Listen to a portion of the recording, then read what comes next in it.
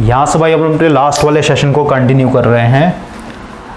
Last वाले session में हम लोग इलेक्ट्रोकेमिस्ट्री के अंदर आकर के इलेक्ट्रोलाइसिस के बारे में स्टडी कर रहे थे, और आज के सेशन में भी हम लोग इलेक्ट्रोलाइसिस को ही कंटिन्यू करेंगे।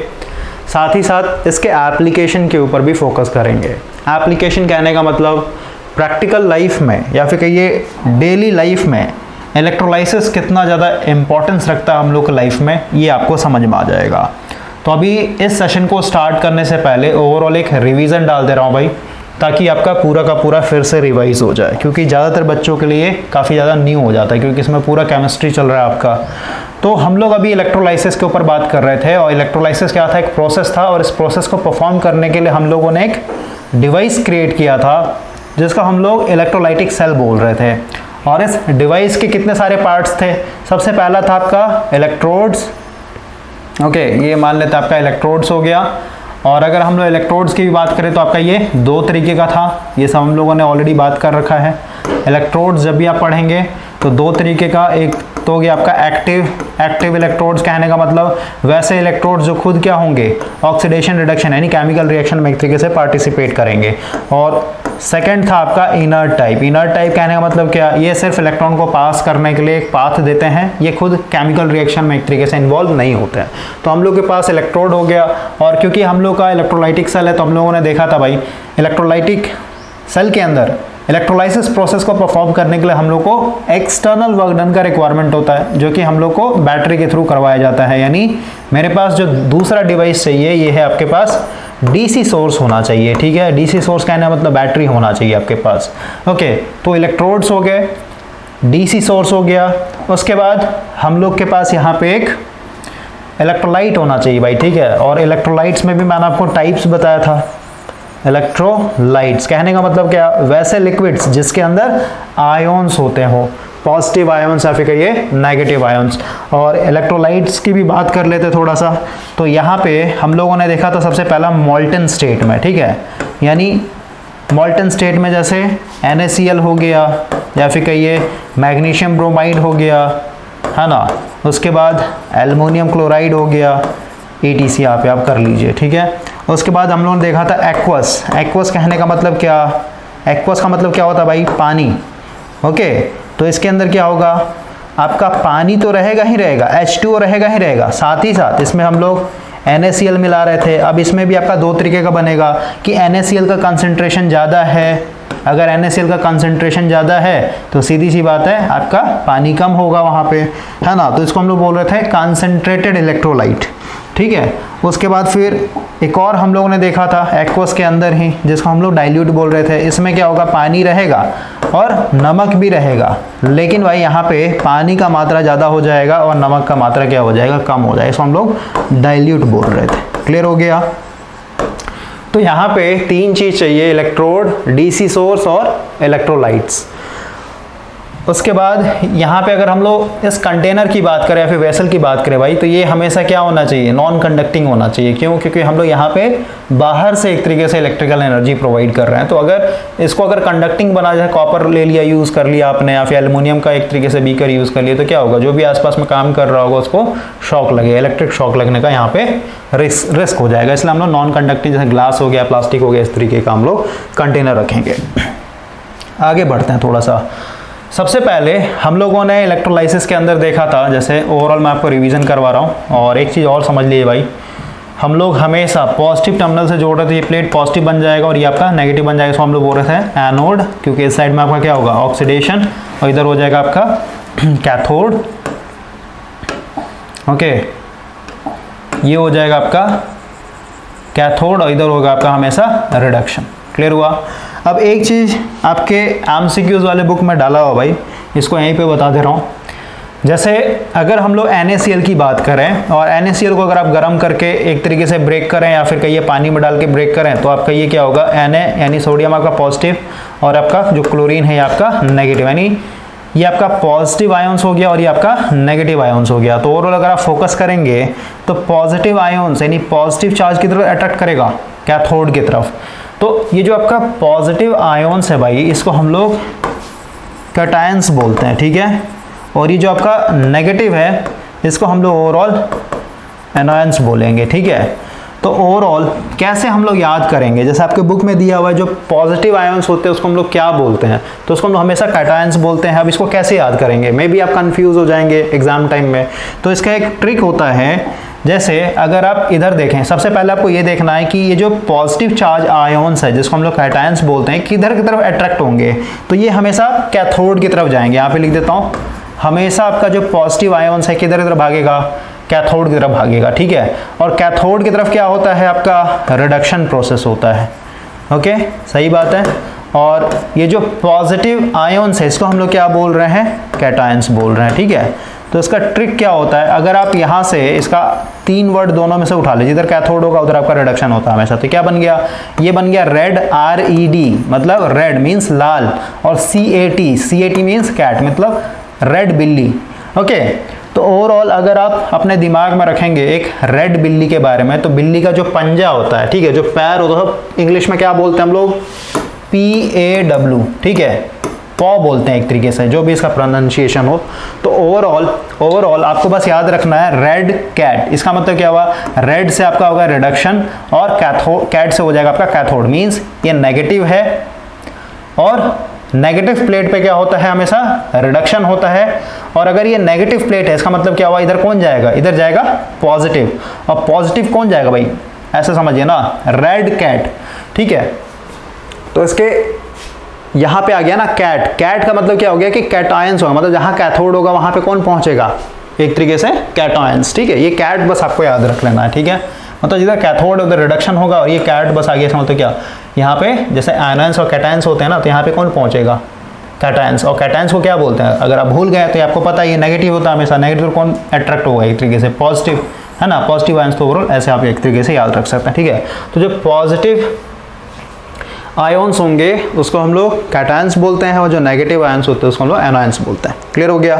तो ओवरऑल हम लोग यहाँ पे लास्ट के 3 सेशन को या फिर 2 सेशन जो भी मैंने आपको दिया है इलेक्ट्रोलाइसिस के ऊपर, उसको ओवरऑल यहाँ पे रिवीजन करते हैं भाई। इस साइड में लिखता हूँ मैं एनोड का रिएक्शन, ठीक है, एनोड हमेशा पॉजिटिव है, और इस साइड लिखता हूँ मैं कैथोड का रिएक्शन। ओके, ये हो जाएगा आपका नेगेटिव प्लेट।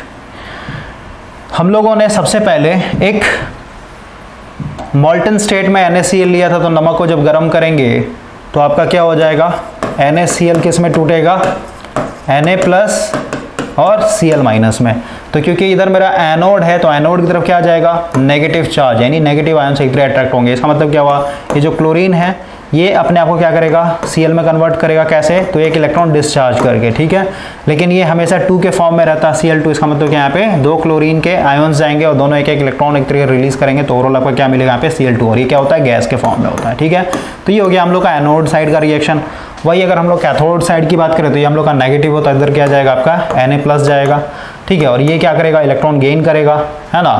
तो ओवरऑल कितना इलेक्ट्रॉन गेन करेगा, 1 इलेक्ट्रॉन गेन करके क्या बन जाएगा, ये Na यानी न्यूट्रल बन जाएगा, सोडियम का एटम बन जाएगा। लेकिन इधर से कितने इलेक्ट्रॉन जा रहे हैं, 2 इलेक्ट्रॉन जा रहे हैं, तो सीधी सी बात है जितना इलेक्ट्रॉन जाएगा एनोड से कैथोड की तरफ उतना ही आपका इधर गेन भी होना चाहिए। इसका मतलब क्या है, ये अब 2 और यहाँ पे 2 और यहाँ पे आपका 2, तो ओवरऑल ये क्या हो गया, मेरा कैथोड साइड का रिएक्शन हो गया। दोनों को अगर आप कंबाइन करना चाहते हो तो कंबाइन कर सकते हैं, नहीं तो कोई दिक्कत नहीं, कंबाइन करें, इलेक्ट्रॉन खत्म हो जाएगा, ओवरऑल क्या हो जाएगा 2Cl माइनस, और इधर क्या बचेगा आपका +2 Na प्लस, ये ओवरऑल क्या क्लोरीन किस में कन्वर्ट हो गया, Cl2 जो कि गैस है, और इधर क्या हो जाएगा, सोडियम के 2 एटम्स मिल जाएंगे। ओके, उसके बाद हम लोगों ने भाई सेकंड देखा था मॉल्टन स्टेट में। मॉल्टन स्टेट वाला पहले रिवीजन करवा दे रहा हूँ, आपका था मैग्नीशियम ब्रोमाइड, ठीक है।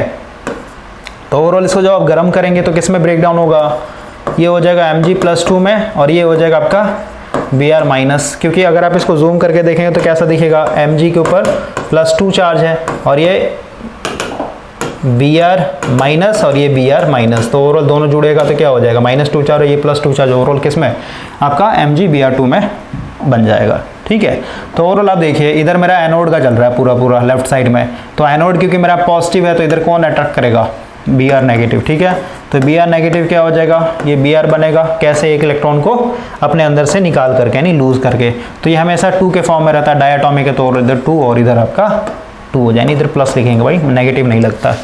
ओवरऑल इस साइड अगर हम लोग कैथोड की बात करें तो इधर मेरा कैथोड नेगेटिव है, इसका मतलब क्या, मेरा मैग्नीशियम का आयन जाएगा, है ना, इसके ऊपर 2 चार्ज है, तो क्योंकि इधर से 2 इलेक्ट्रॉन निकले तो ये 2 इलेक्ट्रॉन इधर गेन कर लेगा और ये बन जाएगा आपका मैग्नीशियम। ठीक है, ओवरऑल इसको कंबाइन करके लिखना चाहता तो लिख सकते हैं, नहीं तो फिर कोई दिक्कत नहीं है। कंबाइन करेंगे तो आपका 2Br नेगेटिव, इधर क्या है plus Mg+2, 2 electron cancel out हो जाएगा, है ना, और ये क्या बचेगा आपका, ये बच जाएगा आपका Br2 और इधर बचेगा आपका मैग्नीशियम। उसके बाद हम लोगों ने एक एल्युमिनियम क्लोराइड का देखा था AlCl3, है ना, इसको अगर रिवाइज करवाऊँ तो इसको अगर आप तोड़ेंगे तो Al एल्युमिनियम होता है 3 बैलेंस है नहीं, इसके ऊपर 3 इलेक्ट्रॉन आ जाएगा, 3 चार्ज पॉजिटिव चार्ज, ठीक है, 3 इलेक्ट्रॉन लूज करा 3 पॉजिटिव चार्ज आ जाएगा और ये Cl- ऐसे मिलकर के ये जुड़े हुए होंगे। ओके, तो ओवरऑल इधर मेरा लेफ्ट साइड में एनोड है, मीन्स पॉजिटिव यानी ये क्लोरीन के एटम जाएंगे, तो क्लोरीन जाएगा और ये बन जाएगा Cl और 1 इलेक्ट्रॉन को लूज करके, तो ओवरऑल ये डायटोमिक है तो 2 के फॉर्म में रहेगा, इधर भी आपका 2 इलेक्ट्रॉन। इधर अगर आप देखेंगे तो आपका कैथोड है, मीन्स नेगेटिव यानी पॉजिटिव आयन्स जाएंगे, ये Al+3 है यानी इसको एक तरीके से 3 इलेक्ट्रॉन चाहिए, तब जाकर क्या बनेगा ये, एल्युमिनियम बनेगा एक तरीके से। तो ओवरऑल इधर से 2 इलेक्ट्रॉन जा रहा है, उधर से 3, तो ओवरऑल ऐसे तो होगा नहीं, बैलेंस करना पड़ेगा, यानी इसको मैं क्या कर दूँ 3 से मल्टीप्लाई कर देता हूँ और इसको मैं 2 से मल्टीप्लाई कर देता हूँ, तो ओवरऑल बैलेंस हो जाएगा। इधर अगर आप करेंगे 3 2 जा 6 Cl-, ये कितना हो जाएगा, ये 3 Cl2 हो जाएगा और ये हो जाएगा 3 2 जा 6 इलेक्ट्रॉन, तो यहाँ से देख रहे हैं 6 इलेक्ट्रॉन हो गया ना, 6 इलेक्ट्रॉन यहाँ से निकलेगा और इधर भी कितना हो जाएगा, मल्टीप्लाई कीजिए 2Al+3 और 3 2 जा 6 इलेक्ट्रॉन, जैसे एक एल्युमिनियम के आयन्स को यहाँ पे कितने 3 इलेक्ट्रॉन चाहिए थे, तब कितने 6 मिल गए क्योंकि 2 है, 6 चाहिए भी इसको, तो ओवरऑल आपका ये बैलेंस हो गया। क्लियर हो गया। उसके बाद भाई हम लोगों ने एक स्पेशल केस पढ़ा था वाटर के लिए, ठीक है, वाटर का भी इलेक्ट्रोलाइसिस हम लोगों ने किया था। तो वाटर क्या होता है, कुछ नहीं, आपका H2O है, तो हम लोगों ने देखा था कि इसको जब आप ब्रेक डाउन करेंगे तो ये आपका H+ और OH नेगेटिव में एक तरीके से ब्रेक डाउन होता है। तो ओवरऑल कैसे हम लोगों ने स्टेप बाय स्टेप किया था, है ना, तो हम लोगों ने देखा था कि इधर हम लोगों ने क्या लिया था, H2O का 2 मॉलिक्यूल्स लिया था, ठीक है। और अगर थोड़ा सा रिवाइज करवा दूं बच्चों की तरह, तो ये H2O है, तो ये 2 नेगेटिव और एक पॉजिटिव ऐसे मिलकर के जुड़ा हुआ था, ठीक है। और यहाँ पे हम लोगों ने 2 मॉलिक्यूल्स लिए थे वाटर के, H+ और ये H+। तो हम लोग किधर हैं, हम लोग एनोड की तरफ है। तो एनोड क्या होता है, हमेशा पॉजिटिव होता है, पॉजिटिव की तरफ कौन अट्रैक्ट करेगा, नेगेटिव, यानी इधर कौन जाएगा, O2 जाएगा भाई, ठीक है। तो ओवरऑल देखिए हम लोगों ने यहाँ पे 2 वाटर के मॉलिक्यूल्स लिए हैं 2H2O, इसमें से 1 इलेक्ट्रॉन निकलेगा तो क्या करेगा, ये O में कन्वर्ट होगा, कैसे, तो ये 2 एक्स्ट्रा नेगेटिव चार्ज लिया, इसका मतलब क्या, 2 इलेक्ट्रॉन यहाँ से ये लूज करके, यहाँ से भी 1 ऑक्सीजन निकलेगा। 2 मॉलिक्यूल्स क्यों लेना पड़ा, क्योंकि भाई ऑक्सीजन कभी भी सिंगल फॉर्म में नहीं रहता, ये डायटोमिक O2 के फॉर्म में रहता है, ठीक है, इसलिए मेरे को 2 मॉलिक्यूल्स यहाँ पे लेना पड़ा है। जब हम लोगों ने वाटर का एक तरीके से इलेक्ट्रोलाइसिस देखा था, वहाँ पे मैंने आपको ऑलरेडी डिटेल में पढ़ाया है, तो उसको आप एक बार देखिए अगर आप भूल चुके हैं तो। यहाँ से 1 और ऑक्सीजन निकलेगा और ये क्या करेगा, ये O में कन्वर्ट होगा और यहाँ से ये 2 इलेक्ट्रॉन लूज करके न्यूट्रल बनेगा, तो दोनों आपस में मिलकर क्या बन जाएगा, ये O2 बन जाएगा। क्लियर हुआ, दोनों आपस में जुड़ जाएगा। तो वही मैं लिखना चाहता हूँ कि मेरे पास 2 वाटर के मॉलिक्यूल्स हैं, इसमें से भाई ये O2 बनेगा और O2 बनने के बाद जैसे यहाँ से ऑक्सीजन निकल गया, यहाँ से भी ऑक्सीजन निकल गया, ठीक है। तो ओवरऑल बचा क्या, इस मॉलिक्यूल्स में क्या बचा, सिर्फ और सिर्फ H+, इसमें क्या बचा, सिर्फ और सिर्फ H+ और H+। क्लियर हुआ। तो ओवरऑल हम लोग लिखेंगे कि 2 वाटर के मॉलिक्यूल्स हैं, दोनों ने 2 इलेक्ट्रॉन लूज करके क्या यहाँ पे एक तरीके से हम लोग क्या मिल रहा है, O2, और O2 बचने के बाद क्या बचा यहाँ पे 4H+। ओके, एक बार देख लेता हूँ मैं कहीं मिस्टेक तो नहीं हुआ हम लोग का इक्वेशन लिखने में, ठीक है। और एक चीज़ देखिए भाई, यहाँ पे हम लोगों ने क्योंकि 2 इलेक्ट्रॉन इसलिए लूज किया है और 2 इलेक्ट्रॉन यहाँ से भी लूज हुआ है ना, तो ओवरऑल यहाँ पे आपको +4 इलेक्ट्रॉन लिखना पड़ेगा, ठीक है।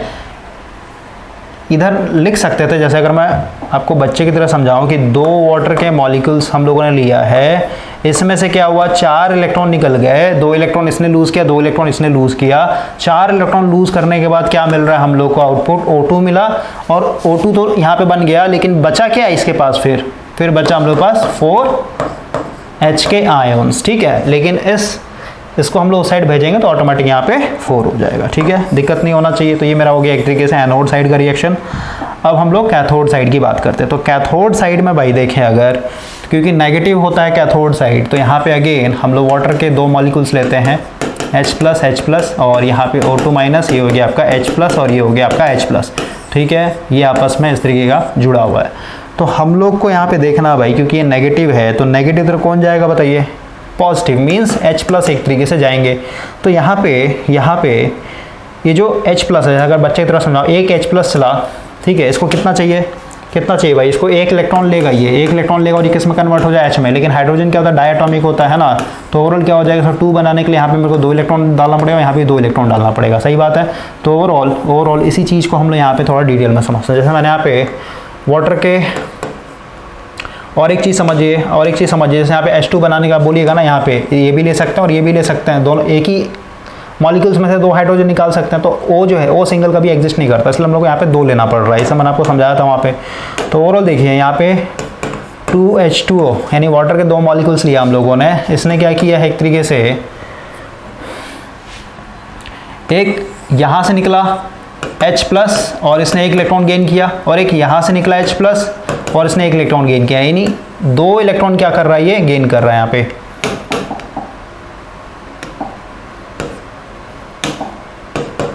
H+ प्लस 1 इलेक्ट्रॉन, यानी ये 2 इलेक्ट्रॉन गेन कर रहा है, एक इसके लिए और एक इसके लिए। ओवरऑल क्या बन रहा है, H2 बन रहा है, समझ गए। ये दोनों न्यूट्रल हो जाएगा, तो यहाँ पे हम लोग आउटपुट में क्या मिलेगा, H2 मिलेगा। साथ ही साथ अब इसमें बचा क्या, ये H निकल गया, यहाँ से भी H निकल गया, तो इसके पास क्या बचा भाई, यहाँ बचा O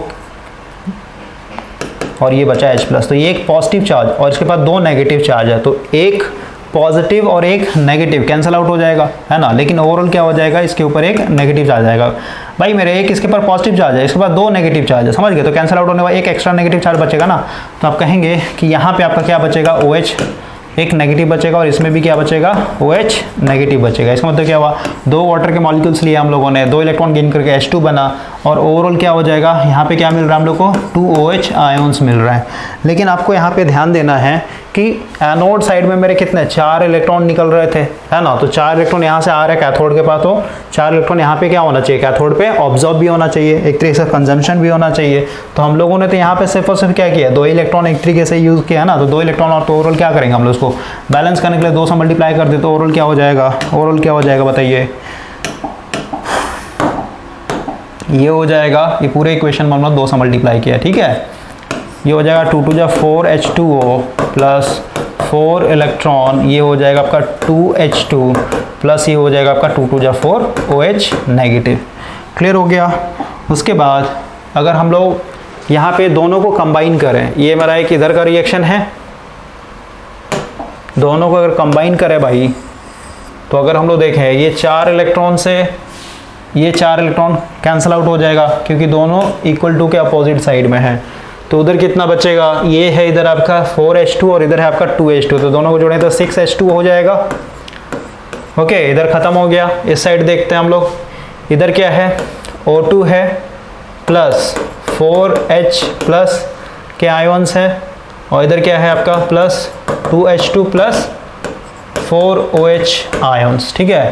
तो ओवरऑल देखिए, ये वाला H प्लस और ये वाला 4OH, ये दोनों आपस में जुड़कर क्या पानी बन जाएगा, यानी 6H2। और पानी कैसे बनता है ऐसा समझाया था मैंने आपको, ये O2 प्लस 2H2। तो ओवरऑल ये क्या बच जाएगा, ये आपका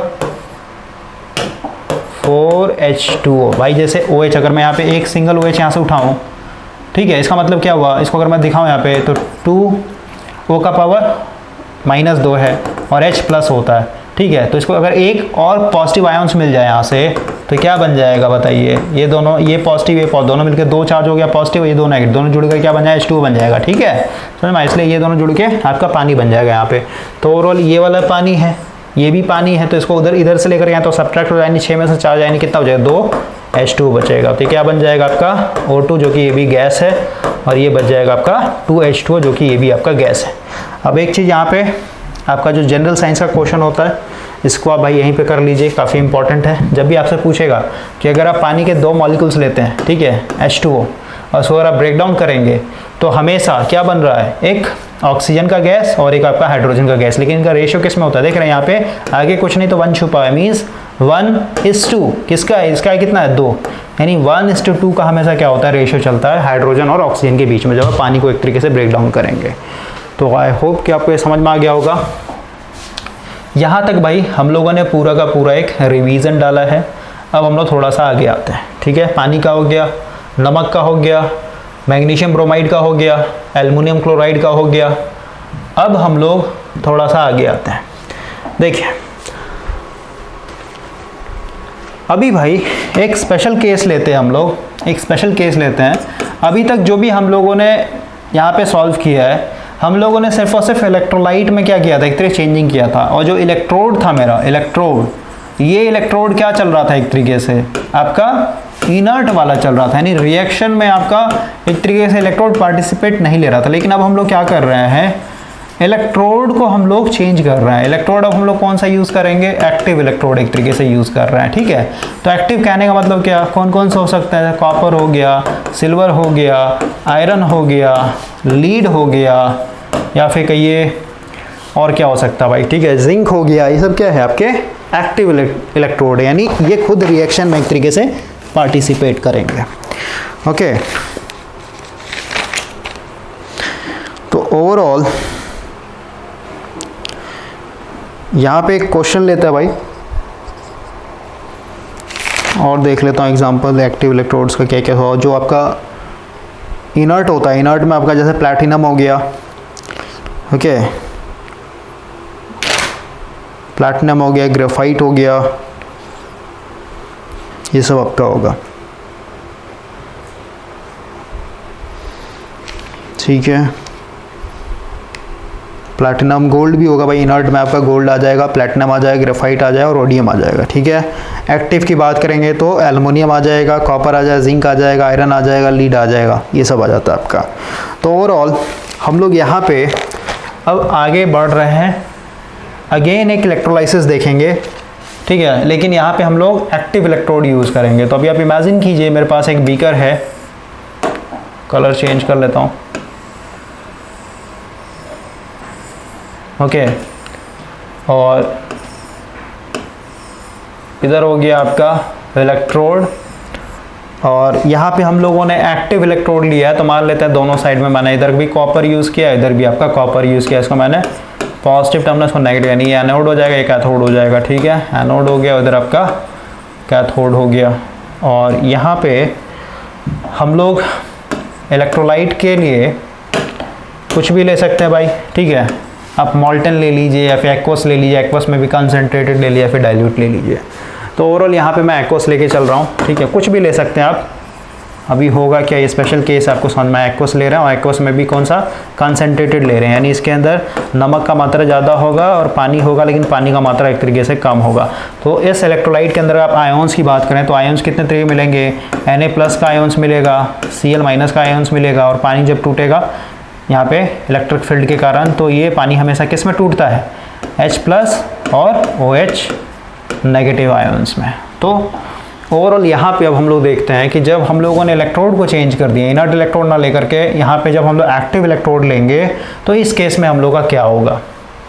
तो सबसे पहले भाई अगर हम लोग एनोड साइड के रिएक्शन को देखें, एनोड साइड के रिएक्शन को देखें तो एनोड मेरा क्या है, पॉजिटिव है। इधर एक तरीके से कौन कौन अट्रैक्ट होगा, नेगेटिव वाले, तो नेगेटिव आयंस कितने हैं, Cl भी एक तरीके से अट्रैक्ट होना चाहेगा, OH भी एक तरीके से अट्रैक्ट होना चाहेगा, है ना। और हम लोगों ने एक स्पेशल केस देखा था जब हम लोगों ने इलेक्ट्रोड एक तरीके से इनर्ट वाला यूज़ किया था, तो वहाँ पे हम लोगों ने क्या यूज़ किया था, अपना रिडक्शन पोटेंशियल वाला जो चार्ट पेपर था, फिर ये जो टेबल हम लोगों ने एक तरीके से बुक का यूज़ करके एक तरीके देखा था, जो क्योंकि इधर ऑक्सीडेशन हो रहा है तो जिसका ऑक्सीडेशन पोटेंशियल ज़्यादा होगा उसी को हम लोग क्या करेंगे एक तरीके से, या फिर कहिए वही आयंस क्या होगा इस केमिकल रिएक्शन में पार्टिसिपेट करेगा। और इस साइड में भी हम लोगों ने देखा था कि जिसका रिडक्शन पोटेंशियल ज़्यादा होगा वही क्या होगा आपके कैथोड साइड में जाकर के इलेक्ट्रॉन को गेन करेगा। यानी ऑक्सीडेशन रिडक्शन में वही एक तरीके से इन्वॉल्व होते थे जिनका ऑक्सीडेशन पोटेंशियल एक तरीके से हाई हो या फिर कहिए रिडक्शन पोटेंशियल हाई हो। क्लियर हुआ। और एक स्पेशल केस देखा था डाइल्यूट वाला, तो डाइल्यूट वाले में क्या था एक तरीके से वहाँ पे सिर्फ और सिर्फ आपको ऑक्सीडेशन पोटेंशियल या फिर रिडक्शन पोटेंशियल वो नहीं देखना है, आपको वहाँ पे क्वांटिटी भी देखना है कि किसका एक तरीके से ज़्यादा क्वांटिटी है। तो अभी देखिए हम लोगों ने यहाँ पे इलेक्ट्रोड एक तरीके से यूज़ किया है एक्टिव, तो इस केस में क्या होगा, ये भी एक तरीके से एनोड के पास जाने की कोशिश करेगा और ये भी जाने की कोशिश करेगा। लेकिन क्योंकि भाई हम लोगों ने यहाँ पे एक्टिव इलेक्ट्रोड यूज़ किया है, तो एक्टिव इलेक्ट्रोड में होगा क्या एक्चुअली, अगर यहाँ पे हम लोग टेबल देखें,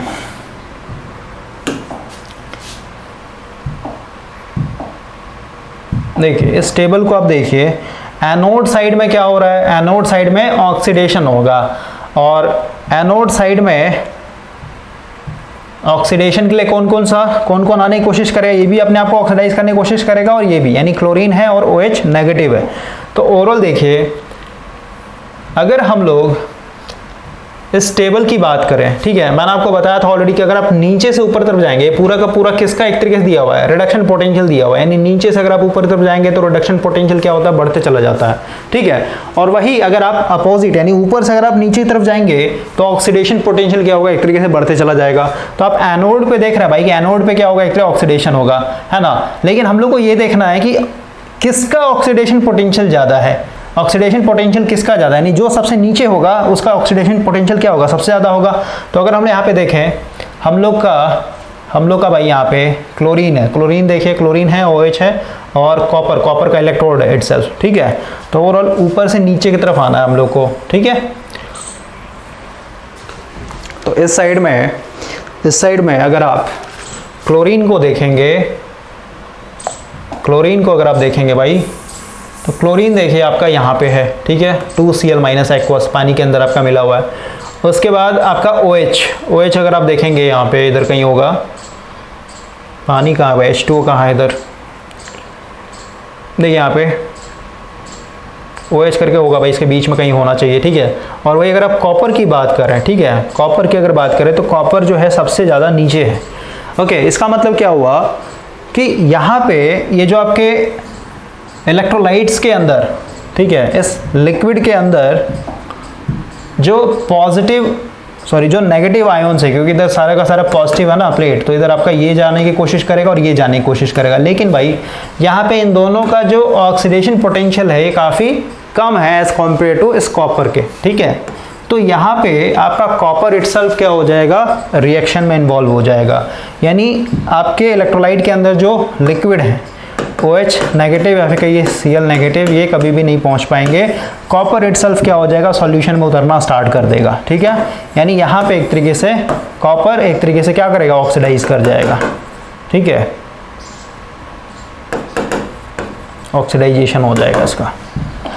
तो ओवरऑल एनोड पे देखिए क्या होगा, ये कैथोड है, तो कैथोड क्या करेगा, एक इलेक्ट्रॉन लूज करेगा। इसका मतलब क्या, ये सीधे जैसे भाई ये अपने आप में न्यूट्रल है, ओके, एक इलेक्ट्रॉन लूज करेगा मतलब क्या, इसके ऊपर एक पॉजिटिव चार्ज आ जाएगा। ठीक है। तो ओवरऑल ये खुद सॉल्यूशन के अंदर उतर जाएगा और एक इलेक्ट्रॉन यहाँ पे लूज कर देगा। उसी तरीके से एक और मान लेते हैं, इसने एक इलेक्ट्रॉन लूज किया, है ना, और ये फिर से सॉल्यूशन में उतर जाएगा और ये बाकी का जो इलेक्ट्रॉन यहाँ पे इकट्ठा हो रहा है ओवरऑल क्या हो जाएगा, बैटरी इसको एक तरीके से खींच करके कैथोड पे ला करके यहाँ पे रख देगा। क्लियर हुआ। अब हम लोग कैथोड साइड की बात करें। सबसे पहले एनोड साइड रिएक्शन अगर देखें तो Cu मेरा न्यूट्रल था, ये क्या हो गया, एक तरीके से Cu प्लस बन गया। कैसे बना, जब हमारा Cu प्लस प्लस बना तो कैसे बनेगा, तो 2 इलेक्ट्रॉन एक तरीके से लूज करके। तो ये मेरा एनोड साइड का रिएक्शन हुआ। इस साइड में अगर देखें तो इस साइड में मेरा कैथोड है, यानी इधर मेरा रिडक्शन होगा। तो ओवरऑल क्योंकि ये नेगेटिव है तो नेगेटिव की तरफ कौन आने की कोशिश करेगा, एक तो आपका Na प्लस है और दूसरा आपका H प्लस है। ओके और तीसरा क्या है, क्योंकि ये वाला भी एक तरीके से इलेक्ट्रोड किसका है, कॉपर का है, तो ओवरऑल देखते हैं कि किसका रिडक्शन पोटेंशियल सबसे ज़्यादा है। जिसका रिडक्शन पोटेंशियल सबसे ज़्यादा होगा वही एक तरीके से आपका यहाँ पे केमिकल में रिएक्ट करेगा। देखिए यहाँ पे रिडक्शन पोटेंशियल के लिए हम लोग को नीचे से ऊपर तरफ जाना पड़ेगा भाई, ठीक है। तो यहाँ पे सोडियम है और हाइड्रोजन है, तो सबसे पहले देखिए नीचे से ऊपर तरफ जाना पड़ेगा, मतलब सबसे ऊपर में जिसका होगा उसका मतलब रिडक्शन पोटेंशियल सबसे ज़्यादा होगा। तो अगर आप यहाँ पे देखें तो सोडियम तो सबसे नीचे में बैठा हुआ है ना, ये सोडियम हो गया। उसके बाद हाइड्रोजन, तो हाइड्रोजन को हम यहाँ पे रेफरेंस ले रहे थे, है ना, तो ये थोड़ा सा ऊपर है। लेकिन वही अगर आप कॉपर देखेंगे तो कॉपर क्या है, सबसे ज़्यादा ऊपर है। इसका मतलब क्या हुआ कि कॉपर का यहाँ पे रिडक्शन पोटेंशियल सबसे ज़्यादा है। तो ओवरऑल इस साइड में यानी लेफ्ट साइड में कौन ऑक्सीडाइज होगा, सॉरी कौन सा रिडक्शन होगा, किसका रिडक्शन होगा यहाँ पे, कॉपर का। तो ओवरऑल ये जो यहाँ पे और एक चीज़ देखिए भाई, एक चीज़ मैंने यहाँ पे मिस कर दिया है। जैसे एनोड साइड में ये 2 इलेक्ट्रॉन लूज करके ये जो सॉल्यूशन में उतरा भाई Cu+, है ना, तो पहले इसको थोड़ा साफ तरीके से बनाता हूँ।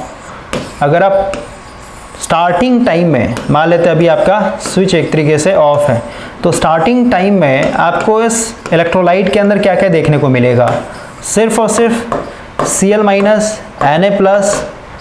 H+ और OH-, ठीक है। लेकिन एनोड के साइड में जब ऑक्सीडेशन होगा तो ऑक्सीडेशन होने के कारण क्या हो रहा है कि इस इलेक्ट्रोलाइट के अंदर आपका एक और आयन्स आ जा रहा है, वो है आपका Cu++। समझ में आया। तो अगर आप, और हमेशा हम लोग एनोड साइड का ही रिएक्शन पहले करते हैं भाई, ठीक है, क्योंकि यहीं से इलेक्ट्रॉन मिलना स्टार्ट हो रहा है ना, यहाँ से इलेक्ट्रॉन मिलेगा तभी तो इधर आपका एक रिडक्शन होगा। ओके, तो ओवरऑल अगर आप कैथोड साइड की बात करें तो कैथोड क्योंकि नेगेटिव है तो इस साइड में कौन कौन आने की कोशिश करेगा, Na+ आने की कोशिश करेगा, H+ आने की कोशिश करेगा, और सॉल्यूशन के अंदर एक और नया आयन्स आ चुका है जो कि आपका Cu++।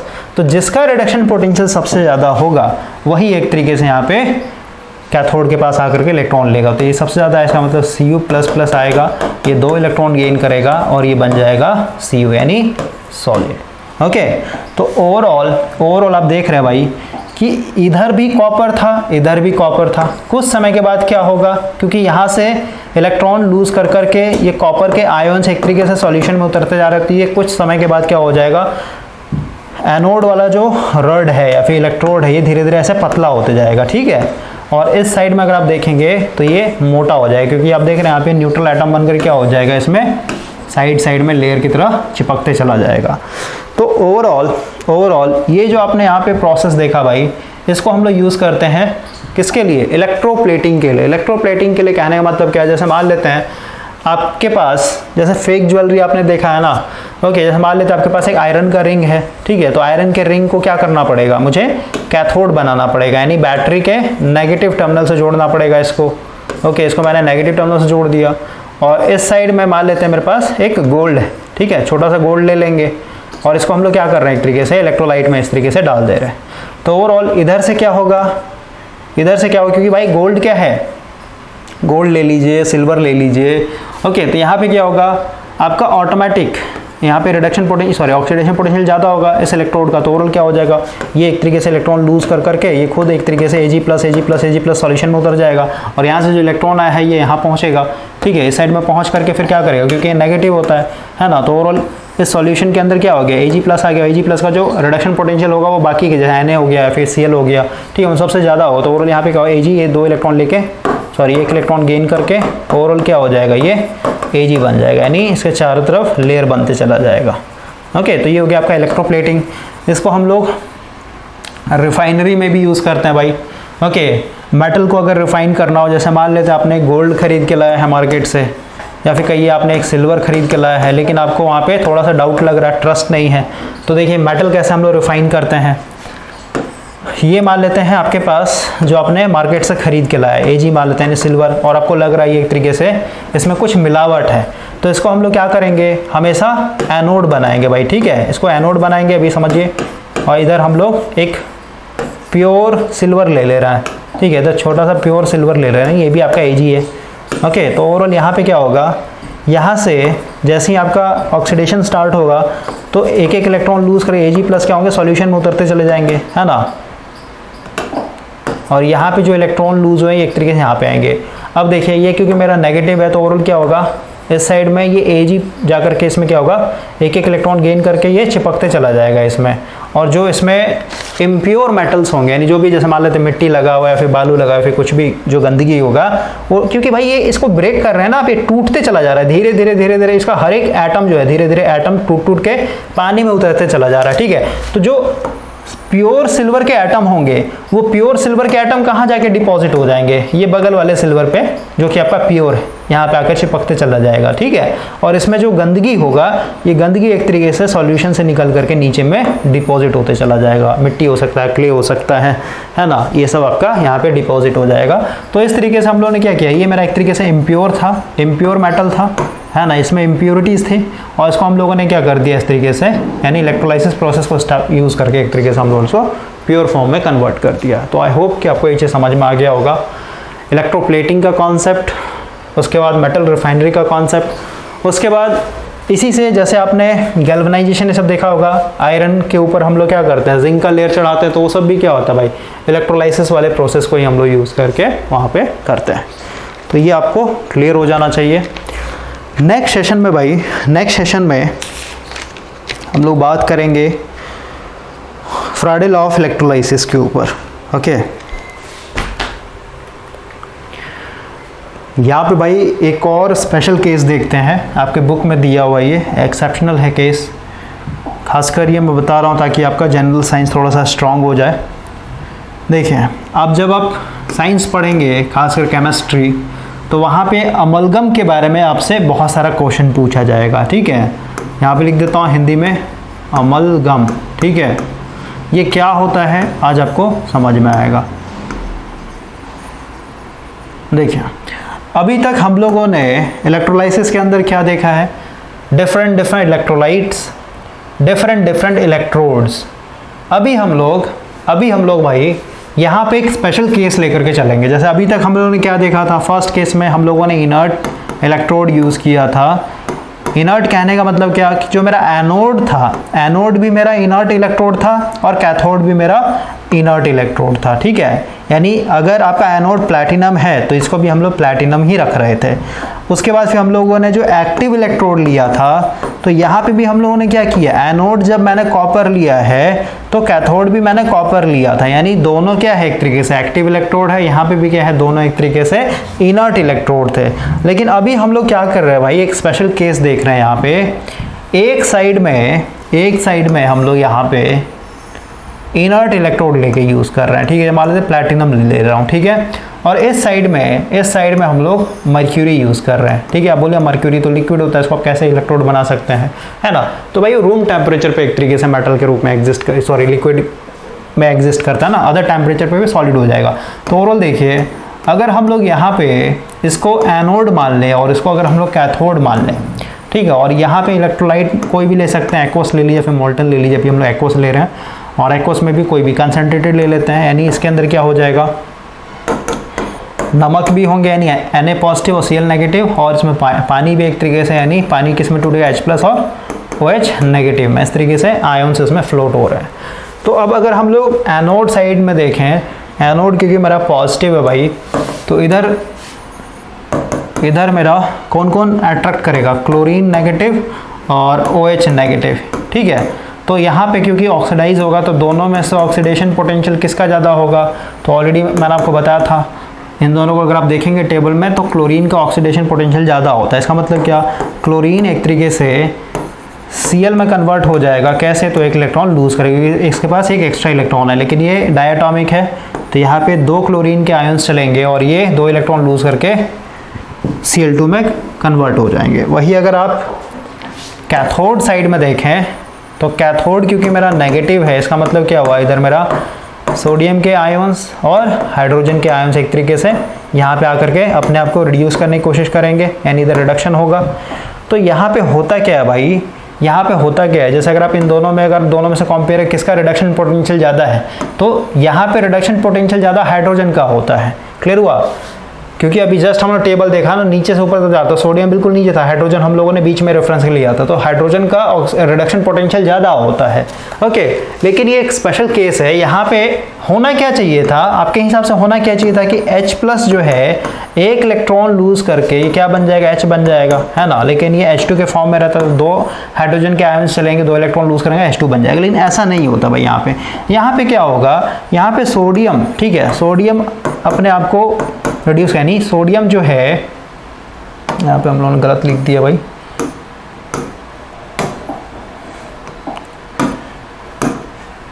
H+ होना चाहिए था H+, ये एक इलेक्ट्रॉन गेन करेगा तो बन जाएगा H, लेकिन H2 है तो ये 2 इलेक्ट्रॉन और ये 2 इस साइड में हमको लिखना चाहिए, तो ऐसा होगा नहीं है, ठीक है। यहाँ पे होगा क्या कि सोडियम आयंस खुद क्या हो जाएंगे, यहाँ पे रिड्यूस हो जाएंगे, एक इलेक्ट्रॉन लेकर के ये बन जाएगा Na बन गया मीन्स सॉलिड, ठीक है। उसके बाद फिर क्या होगा, ये जो आपका सोडियम है, यानी सोडियम सॉलिड जो है, ये एक तरीके से Hg के साथ मिल करके ये बन जाएगा सोडियम अमलगम, ठीक है, यानी NaHg। क्लियर हुआ। इसको हम लोग ओवरऑल बोलते हैं सोडियम अमलगम, ठीक है। अमलगम का मतलब क्या होता है भाई कि मर्क्यूरी के अंदर, ठीक है, यानी इसका अगर मैं डेफिनेशन दूँ आपको थोड़ा सा गूगल से समझ में आ जाएगा। और यहाँ पे ऐसा किस लिए हुआ भाई, क्योंकि जो सोडियम होता है ना, ये काफ़ी ज़्यादा हाईली रिएक्टिव होता है, किसके साथ, आपका मर्क्यूरी के साथ, ठीक है। थोड़ा सा नेट कनेक्ट करना पड़ेगा। अमलगम का क्या डेफिनेशन होता है और समझिए, अमलगम जहाँ पे भी होगा इसका मतलब क्या, एलॉय होता है। एलॉय कहने का मतलब क्या, उसमें आपका मर्क्यूरी रहेगा ही रहेगा। ओके, जैसे यहाँ पे हो गया ना सोडियम अमलगम, मतलब क्या है कि इसके अंदर मर्क्यूरी है और मर्क्यूरी के साथ आपका सोडियम एक तरीके से मिक्स है, मिला हुआ है।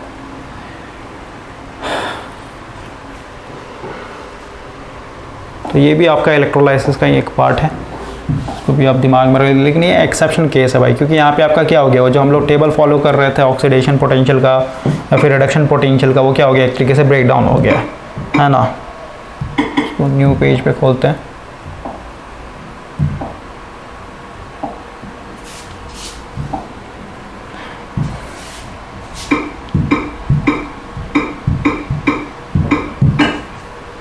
देखिए अमलगम का डेफिनेशन क्या होता है,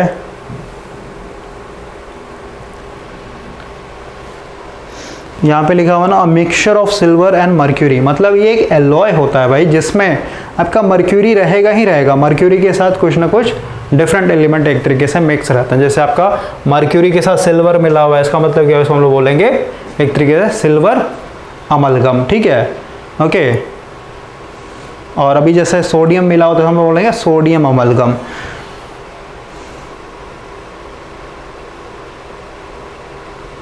ठीक है, इसका यूज़ कहाँ पे होता है, तो टूथ फिलिंग, यानी मर्क्यूरी में जैसे टीन हो गया, टीन को मिला करके या फिर सिल्वर को मिला करके, ठीक है।